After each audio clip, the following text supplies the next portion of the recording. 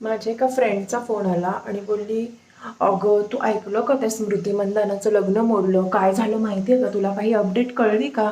तुला एखादा व्हिडिओ सापडला असेल तर मला लिंक सेंड कर ना. तर म्हटले नाही गं, मला पण नाही माहिती.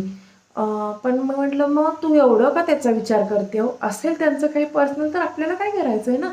थोडे आपण इन्व्हायटेड होतो त्या लग्नामध्ये किंवा त्यांच्या पर्सनल स्पेसमध्ये. अगं नाही, पण ती आता देशाची आहे ना, म्हणून मी विचारते तुला.